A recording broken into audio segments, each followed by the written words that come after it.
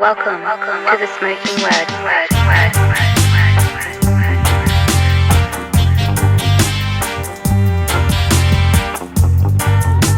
Welcome to the Smoking Word. What's up, everybody? Your boy is back and always brought to you by CasaDeRock.com. You know the drill. If you want to support the show, CasaDeRock.com. We got mad gear. Right now, we're doing a clearance of, I got 2 prints that I'm trying to make room for the new. So let's get rid of that old. I got 2 $10 prints available right now, CasaDeRock.com. So go get your t-shirts. We got ashtrays, we got slides, we got all type caps, snapbacks, everything you need to look good. And you support the show by doing so.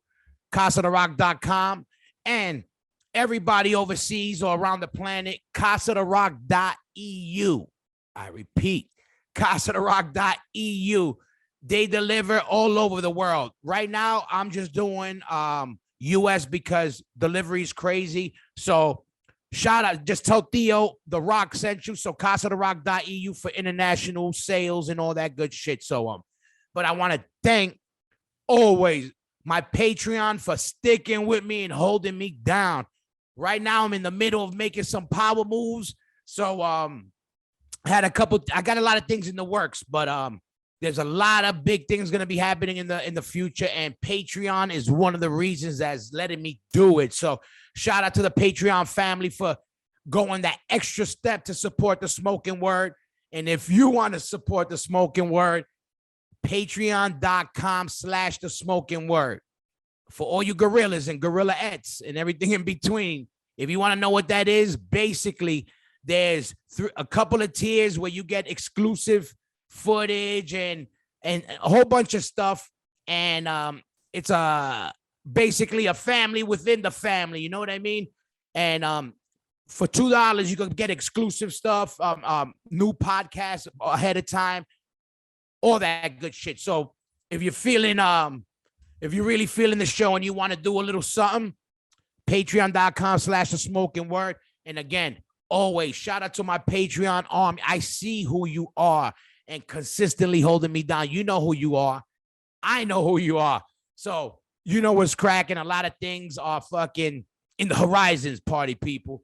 But anyway, follow me on Instagram, Hoya Rock 357, the Smoking Word Podcast on Instagram. Make sure you subscribe to everything. Listen, follow me on Instagram at Hoya Rock 357. Follow the Smoking Word Podcast on Instagram. And make sure you subscribe to the Smoking Word Podcast on all podcast platforms. And make sure you subscribe to Smoking Word TV on YouTube. Listen, it doesn't count unless you subscribe. This is for you cheapos out there. If you don't got it, support. If you can't support financially and throw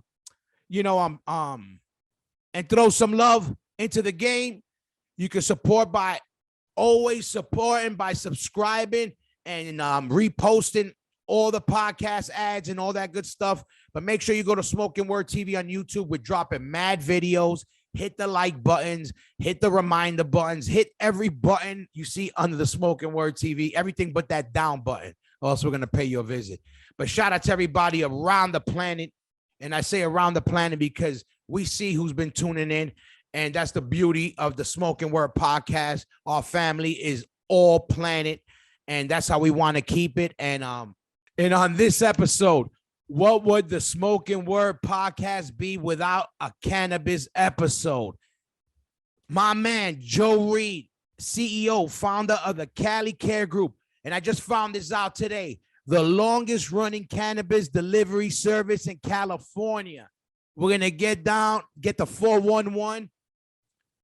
It's a green episode today, everybody. So let's set this shit off.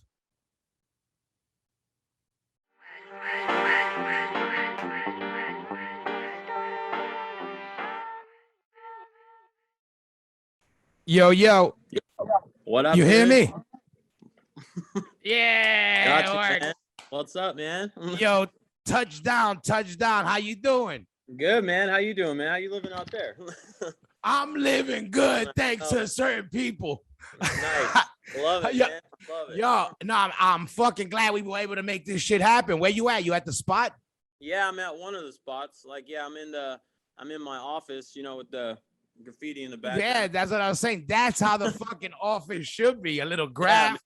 I know. I get worried, man. Some corporate people come through, and I'm just like, I don't give a shit. Like, Yeah. like I don't work for nobody, so I paint whatever I want. Exactly, but no, but that shit is dope, and it's crazy. It's funny. I was just talking to my boy. I was like, "Yo, same shit. The coming up with the graph and all that stuff." But hold on, I wanted to rewind something that right there under the title, which I want to get that off the top. The longest running cannabis delivery in California. I didn't know that. Yeah, so there's probably, to be honest with you, there's probably, obviously, if depending on people, if they're trapping or whatever they're Of course. doing, I'm not gonna knock anybody's hustle, you know what I mean? But yeah. But like, as far as like coming from the medical market into the legal market, yeah, we've gotten multiple sources tell us that, whether that be Weed Maps or Leafly or even Google the other day, telling us that we're the that we're the longest running that they could tell, and so it's like now I can officially say it without yeah. No, shit. But that's fucking crazy. Yo, when I saw that, I was like, that's crazy. Because first of all, nobody even thinks about that, like, that specific thing, but that's crazy. And it's crazy. So one, the Smokin Word podcast. How the hell, I was just saying that in the intro. How could I have the Smokin Word podcast and I didn't have an episode on anything cannabis related? But I was like, I thought about that too, but I was like, it's all good. I don't know. I didn't put too much thought into it, I guess. Yeah. Because you know what it is? My main thing was I didn't want to just make it because it ain't just about that. It's about lifestyles, which that's a big part of my lifestyle. And I'm glad it came up this way because your story, that's why I wanted to get you on too. Your story is very interesting to me because, you automatically hear cannabis in the cannabis game right away. You're like, oh, this guy's a stoner. This guy's this, you could kind of connect the dots. He does graph. All right. We know he's blazing. He's doing that. And and your whole situation's a little different. We'll get into it a little, but that kind of, that bugged me out. It still bugged me out. Cause I'm like, as far as you took cannabis and not being just a regular chief head. Yeah, man. I mean, there's nothing wrong with that. You know what I mean? Yeah. Like, obviously, I love everything about weed, but smoking weed. You know what I mean? Like, I love weed. I love smelling weed. I love weed, growing weed, trimming weed. Like, I love it all. That's what I mean. It's so, but exactly. But and I know a lot of people. I know people that have nothing to do with it. Like, I got straight edge friends that have nothing to do with it. They always love the way it smelled. It's a plant. I get it. I got friends that like the way gasoline smells. What the fuck, Yeah, that's funny. We sell a different type of gas. You should see this sticker we're about to make for some extracurricular activities that have to do with gas and the gas we sell. the gas we all like. But so all right. So let's rewind because we're gonna get into it more because that's what I was telling people that like your stories. It's bugged out to me. But what I want to know, we take it back because also there's a lot of connections with, we have a lot of we know the same people, same type of music. Yeah. I'm coming up with same style of graffiti and hip hop. And if it's hardcore metal, it's a small world. And again, you not being a cannabis, I'm a smoker, but definitely a lover, and you understand the game as we'll get into it. First of all, let's take it back. When did you first encounter Miss Mary Jane? That's what I want to know in whatever form. So this is it's a weird situation. I don't want to bore everybody with it, but you could bore them. I want to know this shit because I've been wondering. I was like, because it led to a lot of things, which is. My story is a fucking trip, to be honest with you, because growing up, I grew up, I fucking grew up in the hood. I guess it's the easiest way to say it. I grew up in the hood, and so like obviously weed and other drugs was everywhere. And so I sold weed in high school, and then I smoked weed, in high school. Throughout high school, that was the graph life. You paint, smoked weed, we drank. It was just what it was. And so, but I had my son, really young, and so like I kind of just stopped. I kind of stopped smoking, and I kind of started doing what I thought was more of the adult life. I call that the missing years, where like there was a good 5 years there where I didn't really paint graph. I didn't do shit. I kind of didn't live. I didn't live, you know what I mean? But then, come full circle, let's fast. I didn't even let people smoke weed at my house, even though I was a fucking hypocrite because I got drunk. You know what I mean? Like, Yeah. especially when I started going back to shows. You pregame and you go to shows. You fucked up, bring the party back to the house. You know what I mean? Where I met a lot of obviously the bands that I'm still friends with now. You know what I mean? From either help promoting shows or just being the guys like, hey, let's fucking party at my house. So what happened is that I actually went to school for optometry of all things. You know what I mean? And so I was doing what I like to refer to, no holds bars. I like to refer to like kind of the douchey shit that I was starting to get involved with. I started hanging around people I didn't really necessarily would have hung out with beforehand because I had finished school. I was in a career, what I consider a career. And the weird thing about it, how cannabis 11 years ago, about 11 and a half years ago, kind of got reintroduced. So I got laid off from my job because I had cancer and in optometry. I go to school for optometry, get laid off. And so of all things, graffiti is kind of how my business started because I reconnected with my boy, Old School Rider. And it's 11 years. I don't really give a shit about the incrimination part of this. We're doing some giant rollers on the side. You know what it is. Oh, believe me. Some of the people we had on here, they forget it. Yeah. Should be sent to fucking where Papillon was locked up. We're painting one night. He just randomly invited me out to paint, and we're painting these big fucking rollers. And then he's like, man, what are you going to do for work? And I said, I don't know, man. I'm probably going to go back in. I had worked for Vans, the shoe company before that. I said, man, I might go back to Vans. I don't know what I'm going to do. I got to figure out this cancer shit. And he said, man, why don't you start a dispensary? I'm like, man, I don't know shit about weed. But oddly enough, my parents had been growing kind of small batch weed for a long time. So then I kind of jumped in where the idea was I was going to start like a small delivery service. And this was 11 and a half years ago. I was going to start a small delivery service, and I was going to pay some medical bills. I was going to, support. I'd recently went through a divorce. So I was going to support my family and then really just jump back into my career once I got better. Well, then 2 years in, I'm still kind of struggling. I'm making, I think I'd figured out I'm making about $100 a day in my pocket from the business, and, after paying everybody. And then I went to work for somebody. And at that point, I had already started embracing my, like, what I call like my true self. I was back in like shows. I'm like with my boys, my real friends again. And I go back in the corporate world and I'm just looking at everybody like, man, I don't even fucking like these people. Like, you know what I mean? Like, why am I here? What am I doing here? What am I doing here? You know what I mean? And so I just walked out on my job 3 days in, and then I was like, I'd rather live in a fucking car than go back and work for somebody else. You know what I mean? I'm just done. So then the thing is that, and then cannabis just became something bigger for me because I started actually meeting people that cannabis was helping, like whether they stay clean off of like harder drugs, or just cancer, So exactly, I was gonna say, so you said that you were diagnosed, you had cancer. That you have what exactly? You see, I encountered it a lot, not me personally right now, thank God, but I have in my family, as we know, like I lost my wife to cancer, I lost my mom to cancer, and so there's all we know, and a lot of people have. So it's like, so I didn't know that. So what did you have? If you what kind? I had bladder cancer. I was drinking pretty heavily, partying, and I was having a lot of pains. And then like I went in and finally after a couple appointments and kind of pushing the issue, like, hey, I'm still in pain. This isn't a kidney stone. I found out I had cancer.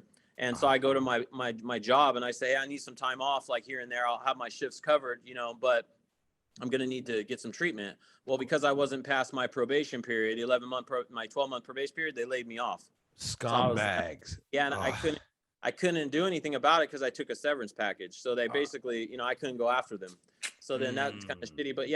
But but I really kind of dove into the, what cannabis is good for kind of side of the bit, like really the medical side of the business, And all right, now let me ask you. So you said you didn't treat yourself with cannabis though, right? You just didn't believe that shit. To be honest with you, when I first started the business, I didn't believe it. I thought like all my friends would be like, man, it really helps my sleeping. I'm like, you fuckers will find an excuse. You're just high as fuck. You just passed out. You just smoked an ounce to the head. Of course you're gonna be passed out. It's like you'll find any reason to smoke weed. Like, and so but then I started finding out, like, as I'm going through chemo, radiation, and all of that shit, I started meeting people in treatment, out of treatment, that the only way that they were able to eat or do anything is because of cannabis. And it started like I started going like, holy shit. I used to say for a long time, and I haven't said it much recently, is that there might be 25 people that I sell weed to, that maybe one of those people is actually using it for a medical condition, but it's worth it to sell to the other 24 no matter what they're doing with it. Yeah. And so I lost my dad. I've lost people with cancer too, and it's ugly shit. And to have any type of help for that, is absolutely. And exactly what you said is like, everybody who knows me, obviously my show's named after what it's named of, but everybody who knows me, I'm a fan. And thank God it was never, in a way it is medically, because it does help me focus. I've never written a song without it. That's just a fact. All jokes aside, anybody who knows me, it helps. I got a little bit, I might have ADD in a small way, but when I do, I will, it helps me be less, hard on myself, and helps me really dial in. I know all jokes. I've written 9 albums. I don't know how many songs.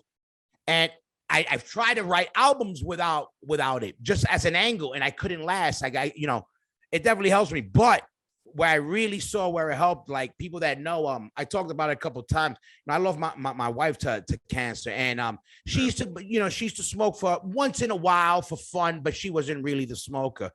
But I remember near the end, she was really, they would give her all these pills to fight to give her appetite back. But part of that, one of the fucking, what do you call it, the withdrawal, the fucked up parts of that medication was you might feel nauseous. And I'm like, what the fucking point of getting your appetite if you're feeling nauseous? Yeah, then you just don't eat. Yeah, and long story short, I never forget the day. And I say, this is where, in my heart, it changed like in a different way. I remember sitting with her, and she was already done eating. She was, it was maybe weeks before she passed. She was done eating. She couldn't even smell food. I couldn't even cook in the house because any smell was just killing her. And I remember there was some cake there on the table, and she didn't even talk about eating or nothing for fucking weeks. I couldn't even remember when. And then I remember I said, you know what? She was really weak and I was smoking. I go, you know what? Take a hit. Like, fuck it. And she was like, you know what? Like, fuck. She almost said, I feel like hitting. And I go, fuck it. Why not? Take a hit. And I never forget, She took a couple little hits, and we're sitting. I'm getting goose pimples now. And I remember she took a couple hits. And then I remember after like a minute, she goes, man, that cake looks really good. And then she started taking the frosting and eating it. That was the first thing she goes, that's good. And I swear at that moment, I said, that's the magic in that. It didn't kill the thing, but that moment right there, that shit I would have gave. That was the first moment that she had of anything that was just enjoyment. Yeah. Probably since she was fucking diagnosed. You know what I mean? Where it was. That's so. I hear so many of these stories, man. That like warns. That makes me emotional a little bit, man. Because I've seen it too. Like, you know what I mean? Like, unfortunately, what I've seen is a lot of people that are very anti-cannabis. They wait till the very end where it's too late before they even consider it. Yeah, man. That sucks. You know what I mean? It happens so often to me where it's just sad. It's happened to friends of mine where it's like they can't even talk because they're so weak, and then all of a sudden, their family's like, "Hey, can you try smoking weed?" I'm like, man, you should have tried doing something with this a long time ago, Yeah, that must be now that you said it, because I was actually thinking of, that must be really rough on your side as much as that shit helps, man. It's because we know being around it's a rough thing to be around, seeing somebody dying of cancer. And a lot of your whole mission is mainly, obviously medical, and I know it's a big part of it. It's like, man, to be around it, it's tough too in that way. It's like, ooh. It's really tough, man. I lost a good friend of mine, artist friend of mine, a few years ago, and he was getting some bad advice on what to take and whatnot. And then I had gotten him some Rick Simpson oil, some cannabis oil towards the end, and he was able to get his voice back, and he was able to eat for a little bit. And I remember the shit that really messed with me is when he did pass away, and then I talked to his mom, and his mom said, if it wasn't for you getting him that oil, I'd have never had another conversation with my son again. Yeah. And I was like, holy shit. I mean, why would I ever stop doing this? I don't give a shit what the government says. I don't care anything. It's like, I would never stop doing this. Yeah, it really is, man. It's proven. Like, I back in the day, it's medicine, man. Now, it's proven. Like, there's so many of those, also all these, these weed documentaries that came out and all that. I was never that into all that type of stuff looking, but I did see the one Culture High or whatever. But I remember watching the one little segment where the family with the kid, they were like, listen, this helping my son. And they show them dosing the kid. The kid's having fucking, seizures. And they show it. I'm on the spot. Look what it does. Look in a minute. Yep. I'm like, how could anybody deny that? Like, how? Yep. Like, well, there's a bigger picture than this. You know what I mean? If certain big forces, if they cure you, they lose a customer. You know what I'm saying? It's like, so, it's pretty sad. You know what I mean? It's like, and it's even sadder that, I personally, without getting anybody in trouble, I personally work with people that if they risk their license every day by referring people for cannabis treatment. You know what I mean? Because they know it's just they're not allowed. They'll lose their license, their pensions and everything else to do it. It's pretty fucked up. As much as I've been blessed to live a life I really never really. I mean, at this point, it's kind of funny because money's not a motivator for me anymore. A lot of things aren't motivating me now. It's really about building something that's doing right. You know what I mean? Yeah, man. And it has a lot to do with producing and selling a good product, you know what I mean? That's not only good for just the casual consumer, but also, for those people that really need it. And if I could openly talk about how much, which I really can, like that I actually give back to people that are actually sick, like, you know what I mean? It would probably, as much as it would make a lot of people like happy and maybe even respect me more, it would also piss a lot of people off too. You know what I mean? Because, they're not profiting from it, you know what I mean? So it's so I always gotta no, but it's good. It's good. You know what it is. We've talked also about other stuff. Our lives are matched up in a lot of similar ways, and we've got thrown crazy cards, in our direction. If it's being a father figure with kids and not taking care of kids and not having a mother around, and then making things work and working on ourselves during the process, it's crazy. And to still be able, I think going through that shit, also makes you appreciate, like when you go through something, you appreciate even more how much help helps. Yeah. You know what I mean? Oh yeah. No, for sure, man. That's right. I mean, I have to, respect what you're doing, like more than like, it's pretty funny because I talk about this all the time. There's at least, every month I'm at least approached once or twice about doing a podcast. And I actually, we were talking a lot longer before this actually happened, but, for the reason that one, like I'm busy as shit. And then the second thing is that, like I really have to respect the person that I either do business with or I'm even friends with at this point in life. Yeah. And for what you're doing, man, it's like, I've been on a seriously health journey last 2 years. Like I'm like, we both have like, same shit. You know what I mean? Like just grinding, like my health has been number one priority, my relationship, my family. And what you're doing, man, is like, man, you're holding down a lot of shit, man. And then Madball is still strong as hell. Like, your podcast is like ramping up, like everything. You got kids, like, you know what I mean? It's crazy. Yeah. That was the same thing, what I was saying about what us, which was the same thing, like, from working on ourselves, from our lifestyle change to, same people. And then, where we at now and kind of building, our world is the way we want it, which it's what I think everybody that comes up like we did, talks about when they're a kid, but it doesn't always pan out. You know what I mean? Oh, I know, man. It's like that. Yeah, it's crazy because even like I was just talking to my boy at the radio station the other day, and I was like, back in the day, I was like, I remember seeing the video for Pride.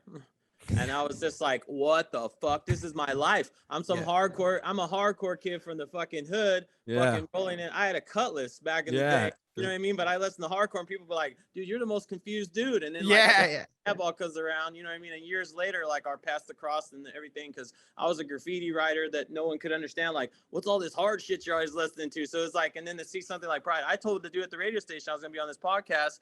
And he's like, we slept on that song. I said, no shit, you slept. Dude, I was telling you guys that shit 20 years ago. Yeah, you know how it is. And also, and what's crazy? Times is so old now that times were different then. You know what I mean? Like even then, to be a hardcore band and get any type of play, there was like a handful. There was like 2 or 3 that were lucky. Thank God we were on Roadrunner, back then and shit. That helped.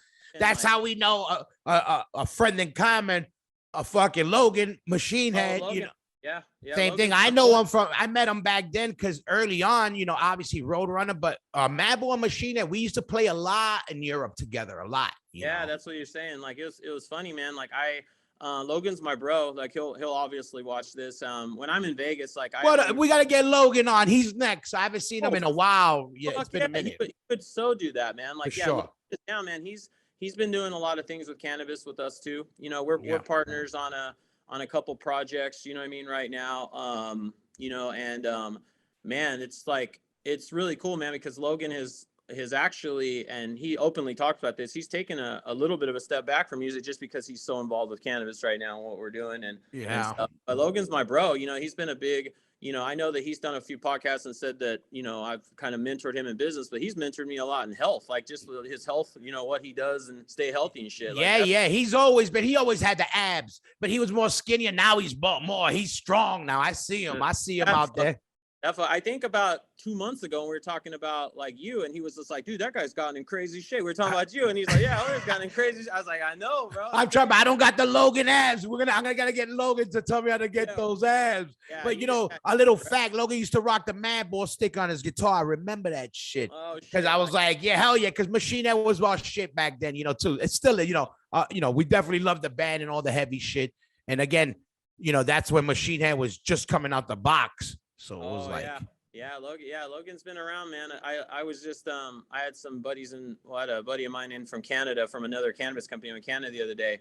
And we were talking about Logan, and he was like, he quickly reminded me that Logan technically was born in Canada. I was like, damn, you guys probably do that shit all the time. Like, hey, shout out to Canada for New York. Canada, we used to get all the good flour. Back then was like, Vancouver, we get BC Bud. Yeah. Jesus Christ, man. We talked about that all day yesterday, but everybody was talking about that because we had a company in from Canada that's going to be entering the space in California. And that's all they were talking about. Him and some of my guys here, they were just talking about BC. But I personally, because during that time, I really wasn't a smoker. I didn't really understand all those strains came from BC. Like, it's like, and they're some of those cuts and stuff like that, they're still working with from those years. I mean, this guy's like, he's a pretty big cultivator out of Canada this year. When you got those guys, they got the fucking, the DNA fucking, nice and locked down. And for us, it was that. And the treat back in the day was somebody around. He would come from Colorado. You would get that. That was it. And then there's another one for all the Northeast people in Florida. They had crippies. They used to say it was hydro, like a hydro pump. It was crippies. So if you were in Florida and you got crippies, that was it. It was it was insane. Like, it's weird because everyone considers me, a lot of people consider me like an old school cannabis guy because I've been around 11 years, but I'm not really. Like, I still consider myself very new school cannabis guy, even though I'm older than this new recreational market guys. I feel like I sit in a lot of those meetings, or I was sitting in a lot of those meetings, and I was like, man, these guys really don't know shit about weed. You know what I mean? Where it's like, I sit in a room with like the guy that I was like, hosting yesterday. It was just crazy to hear like how they sell weed in Canada, how they used to, like, back in the day, they used to have duffel bags from Canada into like New York and everything. Oh yeah, and you don't understand what we had to do to get weed in New York. Half Baked had something that's so real. I'm gonna give you guys a real stuff. Me and Vinny Stigma. This is real. So Stigma it was a Jamaican spot. Obviously, it was in between. Avenue, Second Ave and First or whatever, somewhere downtown where we were at. So you went into, it was a health food store, Jamaican spot. They had like a bag of chips and obviously the bulletproof window. So not even it was a window. It was like a window, and then there was like a calendar, and then there was the hole. So you would say, let me get a dime or whatever and put the money. So it's winter time. So Stigma, we're like, all right, we would always argue, you go, all right, I'll go. It's my turn. So Stigma goes in, I go in. They were like, no, we don't know. No, we don't got that here. We don't got that here. I'm like, come on, man. I walk out. Stigma walks in. They go, Stigma's like, yo, I come here all the time. They're like, no, get out of here. And it's winter time. So he got this big jacket on. And I go, fuck it, Stigma, take your jacket off. Let them see the tattoos, because back then nobody had that like that.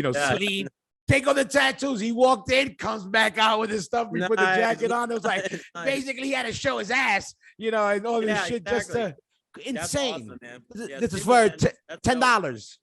Nice. Yeah, there's places like that when I was growing up too. Like, I think every hood has that shit, right? Like I had this place, Top Cat Liquor, but it's not there anymore. I wouldn't put them on blast, but what I mean?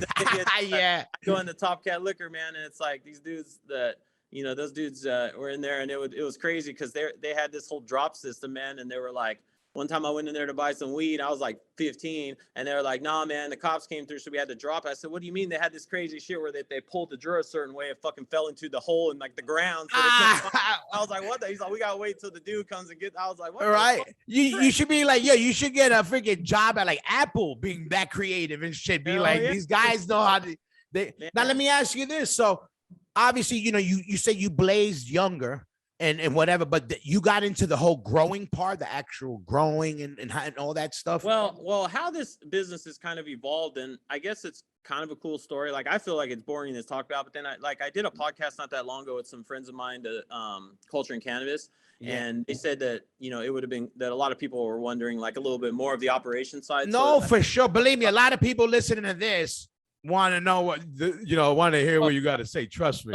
So really how this kind of started was it obviously started with one delivery service, which we still have open. It's like our varsity delivery service. It's been, Halloween, it'll be 11 years old. We started with the delivery service, and then my parents actually were growing at the time. They had what we call now like a boutique grow. Like they're growing like 10 pounds a month. You know what I mean? And so that's kind of started. Then they introduced me to, oddly enough, I knew a guy in a band. I won't say what band it is here in California. And I knew the band, and I knew those guys really well from the band. And so my parents just oddly enough were like, "Hey, we're going to introduce you to such and such because he's been growing our weed. He's been selling our weed for 20 years. And I'm like, "What the fuck? I know this. I know the band. I didn't know that dude sold weed. Yeah. So the connection where when I went over to his house, it was kind of like, "Hey, what's up?" And I was like, "So I never knew you sold weed." So it's like, so he was like my first vendor. Got you. And so he kind of like put me on game where I remember I didn't even know the difference back then of a sativa and an indica. So when I started my delivery service, he's like, "You're going to need sativa and you're going to need indica." And I'm like, "What the fuck's the difference?" You know what I mean? I didn't even know. Like, give me weed, So we started the delivery service, and then I quickly got kind of into the brokering world. To broker to other places because, I needed to sell. I wasn't selling 10 pounds of weed in the beginning, so I had to sell my parents' stuff. And then, and then the brokering kind of, over the years, we kind of, it was me and a couple guys, and we kind of, every time we'd kind of figure out what it would cost to open a new delivery service. So then we'd open a new delivery service. And then just over the years now we have, I think we cover a lot of areas, but actually we cover pretty much a good portion of in between LA and Palm Springs, kind of Inland Empire area of the of Southern California. And we're looking pretty soon to expand up into more of like the central northern, like kind of California area. But we started with delivery service. We got into growing, and then we partnered with a couple growers. Yeah. And the building that I'm currently in right now is a building we just bought. And that's the new one that you've been working on. You build. Yeah. Oh, no, that one is a different building. So this building is kind of on hold until the other building gets built. So the other building that you've kind of been seeing videos on and stuff, that's extraction. So we're extracting volatile extraction there, non-volatile. We're doing distribution. We'll have a wholesale flower room. So other dispensers will be able to come in there and basically we could private label for them, or they can just buy off the shelf like a wholesale kind of distributor. That's the building I'm currently in here will be 8,000 square feet of indoor cultivation here in this building. And so, and then we're some partners and I are making a move to like actually potentially buying something else in the soon to be future here. And so by probably end of summer, early winter, we'll be, we'll be probably double the size that we are right now as a company. And I was spending full time in Vegas and then part time here. And then I just switched it recently where I'm full time now in California again, SoCal. I'm part-time in Vegas because I still have some stuff going on in Vegas, obviously. That's what I was gonna say. So, all right, now before I get into Vegas, because I saw that, I wasn't sure what was the main spot because I was seeing you in Vegas a lot. It's confusing for me too sometimes because I got a house out there and I got a house out here, and so listen, that's a good confusion to have. Yeah, you know what I mean? Like, ones in Vegas, people are like, "Man, you got a house of it," but I don't party no more, so I don't give a shit. So all right, let me ask you this: did you keep your parents' strain alive? Yeah. Hell yeah. So we got two strains on. We got two strains. Oh, that's dope. That's how you do. I had that the minute you told me that. I was like, I hope he fucking kept that shit because it's kind of like parents, like they're a huge priority to like keep in the loop. You know what I mean? Because they're not only my parents, but they're you know, they're old school. They're old school cannabis. You know what I mean? And if it wasn't for the reassurance that they'd given me in the beginning, I probably wouldn't have pulled the trigger on this because I didn't know anything about weed. Like, so, you know, I never stopped smoking weed because I hated weed. I just get paranoid. And I've tried a couple times over the years again, and it's not my thing, you know? Yeah. I love weed, like I said, but it's because, you know, they kind of instilled, not only did my pops, you know, it's an odd situation because they're actually my ex-wife's parents, but they kind of adopted me because I was a shithead kid, you know. And so the thing is they you know, they've kind of instilled not only a work ethic in me, but like the right way to do business in the cannabis industry, because I didn't know, you know what I mean? Yeah. I didn't know, for all I, you know, I didn't know shit about this industry. So I was jumping into something that usually outsiders aren't really comfortably welcomed into, you know? Yeah, yeah, because it's definitely you know, it's an old new thing, you know, because it, you know, before it was kind of like bartering, you know, you had to know what time it was in a certain network of people. Now it became, you know. Oh yeah, it's different now. It's so weird because I just got another delivery service on board, and I brought back a guy to work on that delivery service that was working for me like in the medical market. And I was explaining to him how to track his inventory the other day, and he was like, "So how much is these pounds?" I was like, "We don't do it by pounds anymore, man. Everything's done by the gram, by the eighth. Like, it's just a different system because we have to enter it in through our tracking system with the state a different way." And I go, trust me personally, and I'm very open about this, I do miss the medical market because I miss being a cowboy, and like I'm very anti-establishment to begin with. You know what I mean? I had to definitely, you know, I've had to become a CEO, not just act like one now. So it is different. But yeah, the industry's different now. But it does piss me off too, because there's a lot of people that I'm actually personally glad that a lot of people have failed getting into the industry in the last 4 or 5 years, because, you know, it's kind of like, you know, it's like, I think it was an I think it was like a Naughty by Nature song or some shit. It's like, if you don't understand the ghetto, stay the fuck out of the ghetto. Yeah. Like, Let me ask you this, without giving you a secret of success, what do you think is a big thing these people are doing wrong?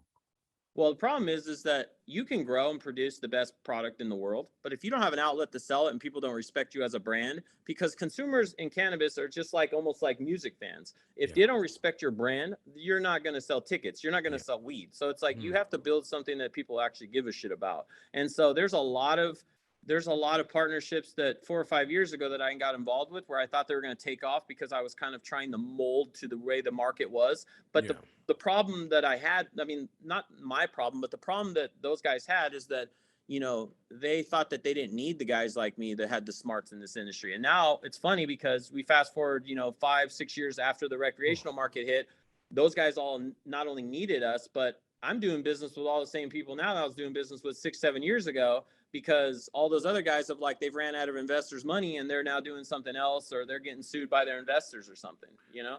Yeah. And so it's funny how things is kind of, you know, things are definitely, because I seen, and, you know, very successful musicians, rappers attempt to do stuff, and you see it for a second and then you don't hear about it no more. It fails. And it's kind of hard because you think, you know, cannabis, music, you know, a guy who's constantly, you know, on a video smoking, you know, it's a given. This guy is going to be, you know, it's going to blow the hell up. And then you realize there's more to it than that. You know, like you said, there's a business side and finding your a market, like a band, but it's 100%. Crazy how it's harder than it seems.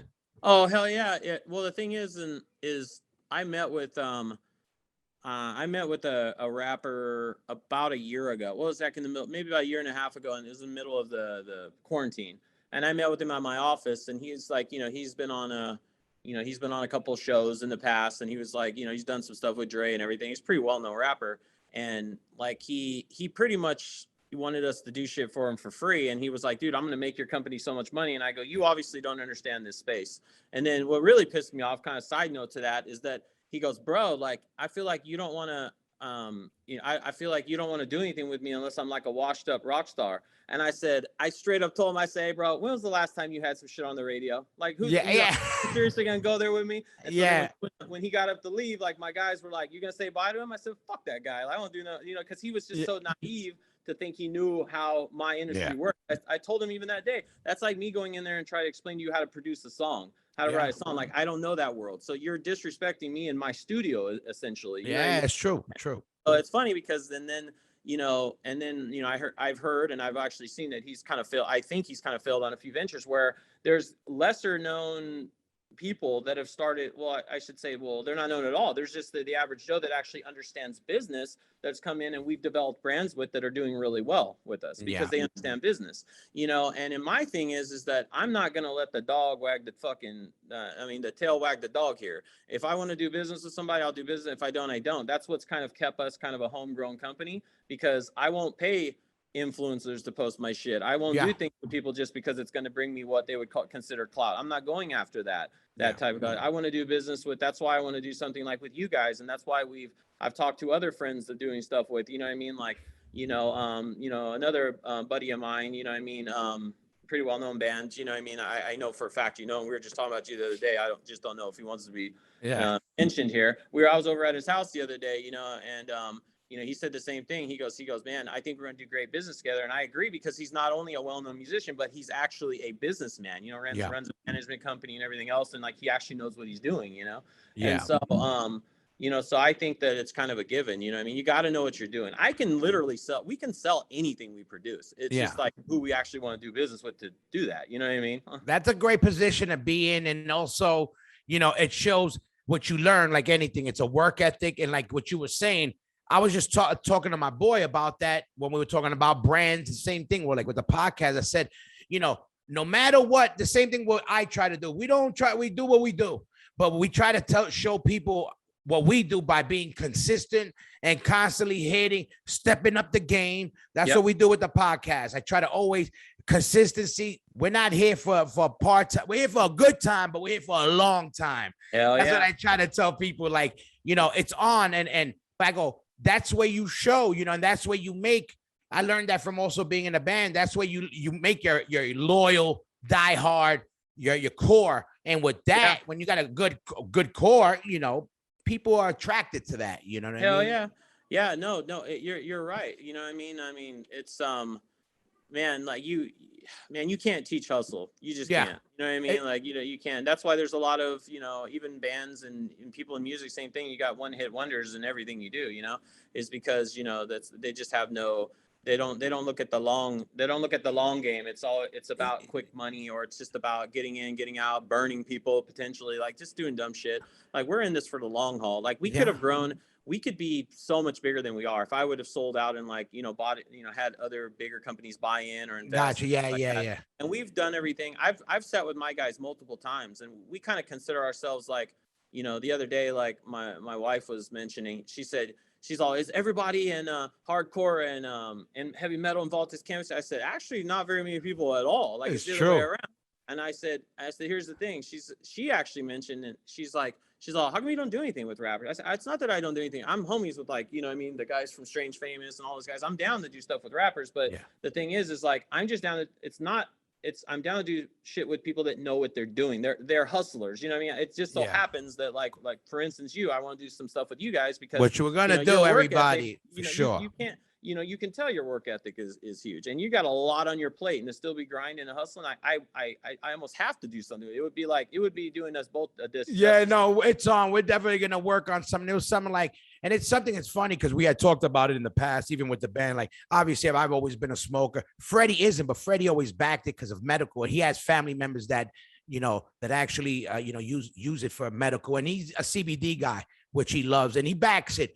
But we've talked about it in the past, but we waited for the right situation, and we're going to be talking because the same kind of thing, same thing. Why on this, there's people that also come at me from different angles and say, yo, would you like to get this dude? I know a guy who knows a guy. And I'm like, I like people from our world that are doing other things and things that are, it just happened to be something that I'm into, and it's happened to be popping right now. The whole cannabis game is really hot.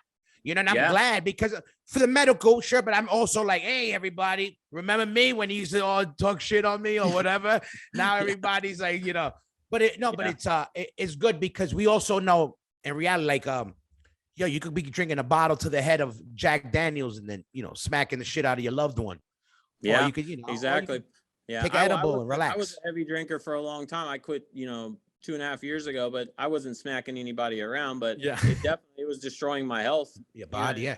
You wake up one day and you're like, what the fuck am I? I'm a hypocrite. I'm against everyone, being tweakers and shit all around me. But then I'm over here like slamming, Jameson every day. What I wanted to know about, and I had asked you about this, and I was like, you know what? I'm glad I didn't ask too much about it because I wanted you to explain a little bit about the whole kava stuff, because I know that's a big thing, and it's people ask me about it, even my boy, and I go, I know a little bit, but yo, this is why I wanted to hear from you, like actually, what is it, how you found it, and how it helps people, because it's very amazing. So it's an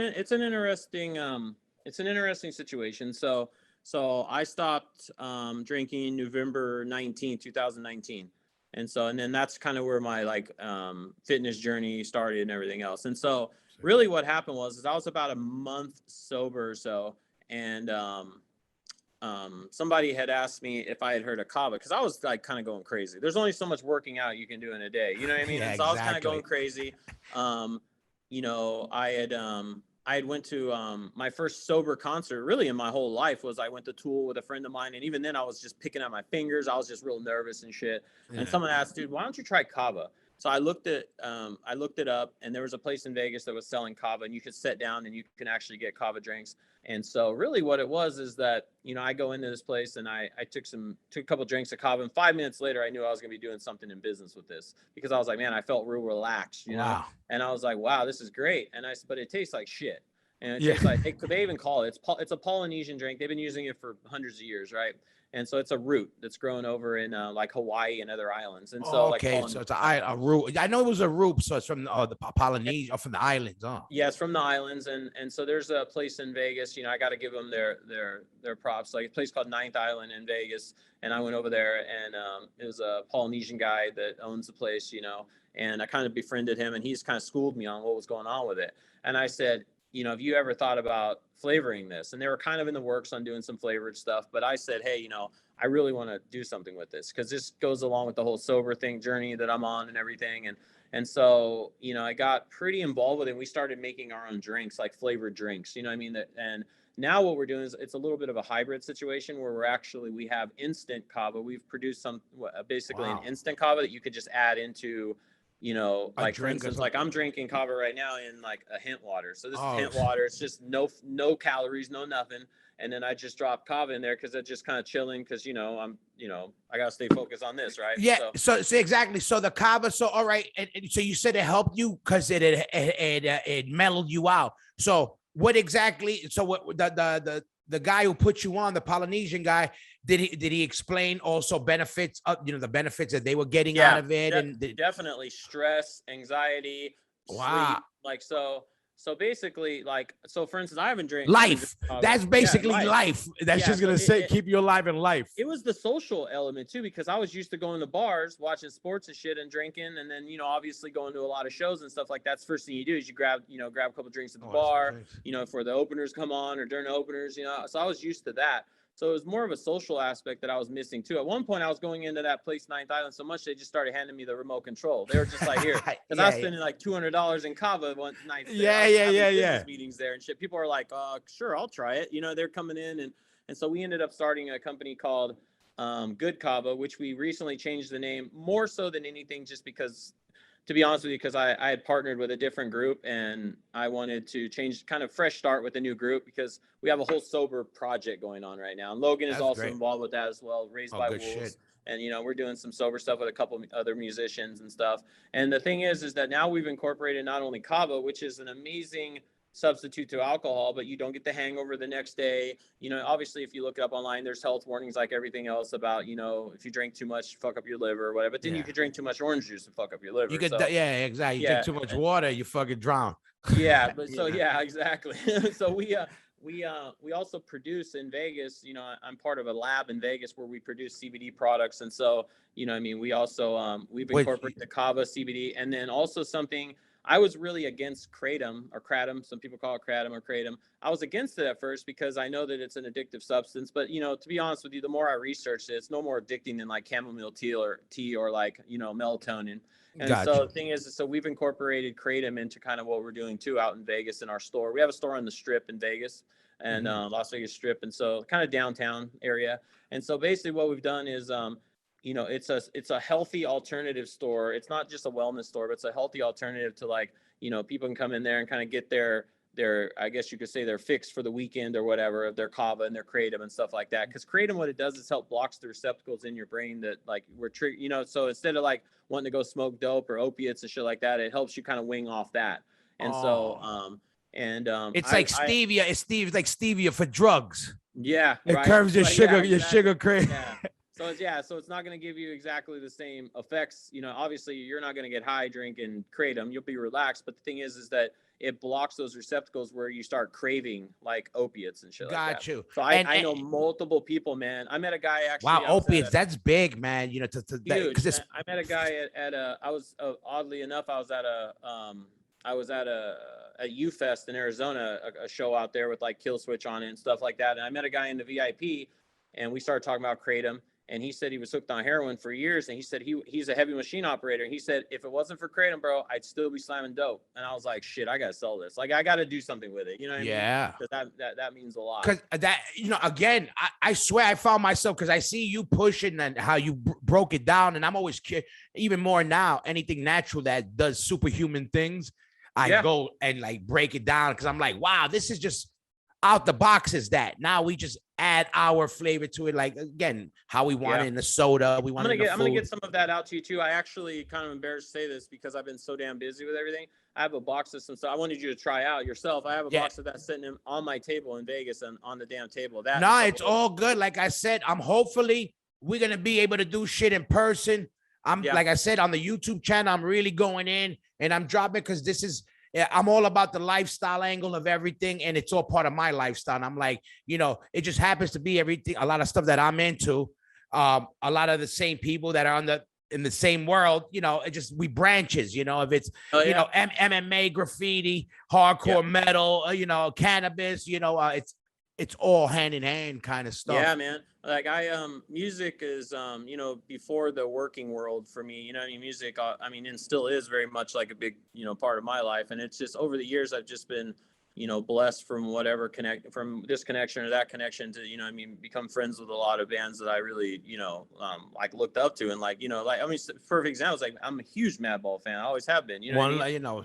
Yeah. And so it's like one of those things like, you know, it's cool to be able to do something and to be able to offer something that not only benefits my company, but also if we get something going, obviously it benefits what you guys are doing. No, for sure. Yeah. I remember meeting right before I got sober. I remember meeting for the first time, like, I was so giddy over this shit. Like, I was actually like, Chris Beatty, he's my boy from, you know, obviously Hatebreed. And like, he hooked me up like at the Hatebreed Agnostic Front show in Vegas. Like, he's like, dude, all access. And I saw I don't get starstruck. And then I saw fucking Stigma there. And I was like, fuck. It's like, man, it's like, I said, shit, it's super cool, man. And I was like, damn, this dude's don't kid like yourself for years. You're going to have to make the Stigma brand. Don't worry. Fuck yeah, trust me, that motherfucker, and he's an OG Chifa right there. That's living proof.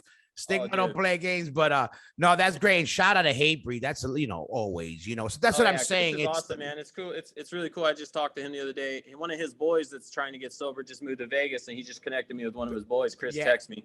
So that's what I was gonna. So I was gonna say, all right. So with the kava shit, who would you recommend kava to? The coffee drinker or just the guy trying to take the edge off? Would you recommend it early day thing or something like? I wouldn't do it early day. Honestly, okay, you wouldn't. It's like a chill. Unless you're a day drinker, like I wouldn't recommend it during the day. So it's meant to really chill you out, right? It really chills you out. For instance, like I haven't really drank kava in like about a month, just not for any particular reason other than I just haven't. And I'm drinking kava right now, and like where usually my ADHD is like up here, I'm just like go. It's like this is kind of like made me like it's just chill enough to where I could just watch TV right now, or I could still work. The only thing I can compare it to is like a lot of my employees that smoke are like, dude, you don't smoke weed, but if you did smoke weed, this is what we feel like. That's like, how we feel. Cool, that must be it, you know. Now let me ask you, how does the kava have anything to do like where you're focused, some stuff works with focus. Like, because I know you paint. Like, do you get on Kava and paint or nah? This is some weird shit. I'm about to log in because my computer's about to die. I'm about to log in on my phone. I just noticed. No, all right, we're almost at the end right now. So. Oh, okay, word. So yeah, so basically, I painted a couple weekends ago out in Vegas with my boy and realized. So when I stopped drinking, I used to always drink beer or whatever when I was painting, and then I started drinking Kava or Kratom when I was painting. As of recently. Last week, I was so in my fucking thoughts about what I was painting. I was like, man, I feel like a damn amateur here. Like, I've been doing this shit for 30 years. Like, why am I tripping right now? Like, I'm painting. And I realized it's because it was the first time I hadn't drank Kava, Kratom, booze, or nothing. And I was so, like, critical of my shit to where usually I just, like, I don't even think about it. I just paint. Okay, cool, I'm gonna lace this up. I was so critical, man. Like, this C looks like shit. Yeah. Like, what am I doing? And my boy's like, what's wrong with you? And I was like, dude, this is the first time ever I haven't been on some kind of substance painting that I can ever remember. Like, you know what I mean? I was like in my head, and I said, fuck it, it's gonna come out right because I'm not a toy. So it's like, yeah. I hear you. It tripped me out, man. Like, but yeah, it is definitely. I think it does help with focus.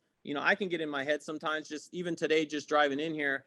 The podcast is the least of my worries, but I have so much shit going on from like a pipe that busted yesterday. Yeah, so, like, I hear you. You know how it is. Where I'm like, man, I gotta drink Kava today, man, or my wife is gonna get the wrath of this shit later. You know what I mean? Like, oh yeah, no, for sure. I'm glad. Believe me, I got my kids. I'm in the middle of trying to sell a house, so I was glad we were able to get this shit in. And next time, I want to pay you a visit either in Vegas or wherever and do a thing in one of your spots. In Vegas, man, you could literally bring you and the kids if you want. Yeah, like, what's up. I got a guest spot in Vegas, dude, right by the strip. We're good. We're good. Definitely, when we can make it happen, I want to do it. We're gonna do the fucking follow-up podcast live in one of your spots. That's what I want to do. That's the plan. Take you to some farms, like we could do whatever. For sure. Yeah, I want to definitely do that. And right now, let everybody know what are the spots. What's the Vegas spot and all that. So where can people check you out? You look up what we're doing in Vegas.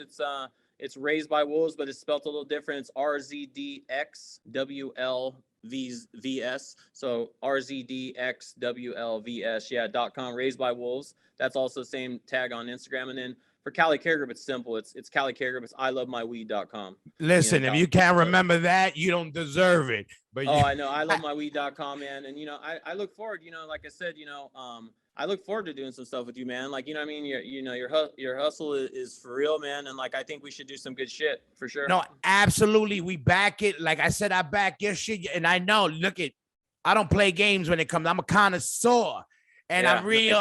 You know what time it is. And I already had talked to Freddie and we're going to be talking right now. Like I said, it's been crazy, but we definitely want to build something because we back the movement. We back what you do. And you know what's up, man. We got to keep the shit rocking. We got to show. Yeah, I'm glad you were able to do this, man. We made it happen. We're going to be talking. I'll talk to you this week and you're out. But listen, everybody, my man, Joe Reed, you heard it here first. Go follow them. CC Cali Group. One love and we out.